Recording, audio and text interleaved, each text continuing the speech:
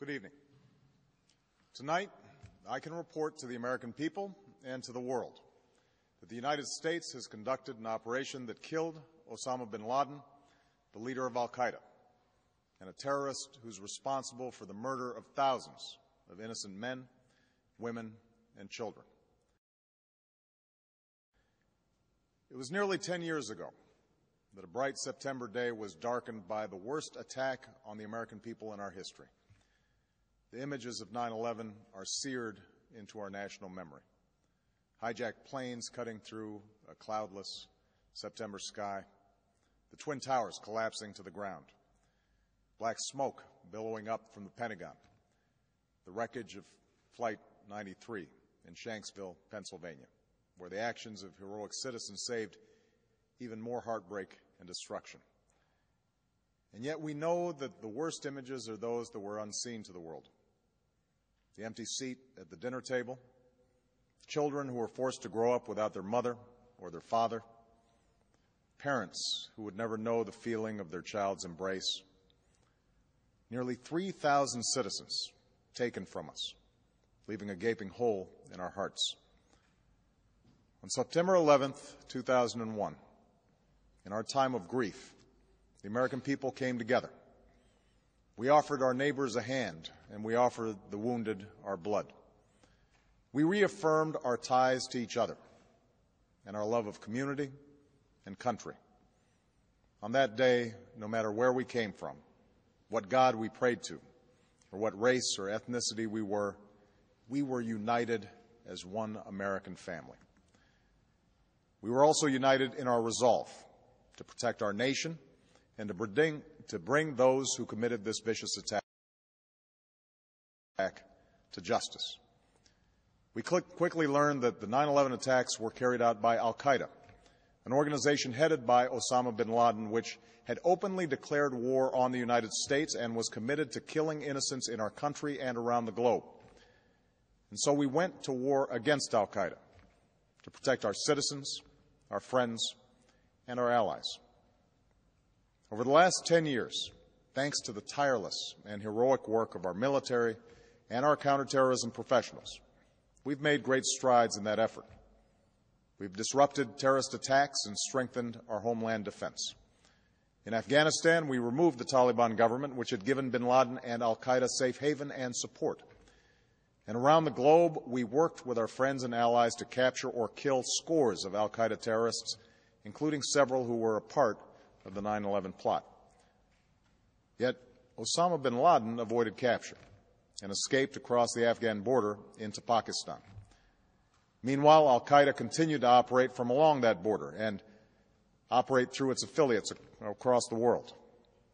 And so shortly after taking office, I directed Leon Panetta, the director of the CIA, to make the killing or capture of bin Laden the top priority of our war against al-Qaeda, even as we continued our broader efforts to disrupt, dismantle, and defeat his network. Then, last August, after years of painstaking work by our intelligence community, I was briefed on a possible lead to bin Laden. It was far from certain, and it took many months to run this thread to ground. I met repeatedly with my national security team as we developed more information about the possibility that we had located bin Laden hiding within a compound deep inside Pakistan. And finally, last week, I determined that we had enough intelligence to take action and authorized an operation to get Osama bin Laden and bring him to justice. Today, at my direction, the United States launched a targeted operation against that compound in Abbottabad, Pakistan. A small team of Americans carried out the operation with extraordinary courage and capability. No Americans were harmed. They took care to avoid civilian casualties. After a firefight, they killed Osama bin Laden and took custody of his body. For over 2 decades, bin Laden has been al-Qaeda's leader and symbol and has continued to plot attacks against our country and our friends and allies. The death of bin Laden marks the most significant achievement to date in our nation's effort to defeat al-Qaeda. Yet his death does not mark the end of our effort. There is no doubt that al-Qaeda will continue to pursue attacks against us. We must and we will remain vigilant at home and abroad. As we do, we must also reaffirm that the United States is not and never will be at war with Islam. I've made clear, just as President Bush did shortly after 9/11, that our war is not against Islam. Bin Laden was not a Muslim leader. He was a mass murderer of Muslims. Indeed, al-Qaeda has slaughtered scores of Muslims in many countries, including our own. So his demise should be welcomed by all who believe in peace and human dignity. Over the years, I've repeatedly made clear that we would take action within Pakistan if we knew where bin Laden was. That is what we've done. But it's important to note that our counterterrorism cooperation with Pakistan helped lead us to bin Laden and the compound where he was hiding. Indeed, bin Laden had declared war against Pakistan as well and ordered attacks against the Pakistani people. Tonight, I called President Zardari, and my team has also spoken with their Pakistani counterparts. They agree that this is a good and historic day for both of our nations. And going forward, it is essential that Pakistan continue to join us in the fight against al-Qaeda and its affiliates. The American people did not choose this fight. It came to our shores and started with the senseless slaughter of our citizens. After nearly 10 years of service, struggle, and sacrifice, we know well the costs of war. These efforts weigh on me every time I, as Commander-in-Chief, have to sign a letter to a family that has lost a loved one, or look into the eyes of a service member who's been gravely wounded. So Americans understand the costs of war. Yet, as a country, we will never tolerate our security being threatened, nor stand idly by when our people have been killed. We will be relentless in defense of our citizens and our friends and allies.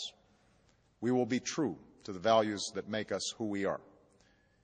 And on nights like this one, we can say to those families who have lost loved ones to al-Qaeda's terror, justice has been done. Tonight, we give thanks to the countless intelligence and counterterrorism professionals who've worked tirelessly to achieve this outcome. The American people do not see their work nor know their names, but tonight they feel the satisfaction of their work and the result of their pursuit of justice. We give thanks for the men who carried out this operation, for they exemplify the professionalism, patriotism, and unparalleled courage of those who serve our country. And they are part of a generation that has borne the heaviest share of the burden since that September day. Finally, let me say to the families who lost loved ones on 9/11 that we have never forgotten your loss, nor wavered in our commitment to see that we do whatever it takes to prevent another attack on our shores. And tonight, let us think back to the sense of unity that prevailed on 9/11. I know that it has at times frayed, yet today's achievement is a testament to the greatness of our country and the determination of the American people. The cause of securing our country is not complete, but tonight we are once again reminded that America can do whatever we set our mind to. That is the story of our history.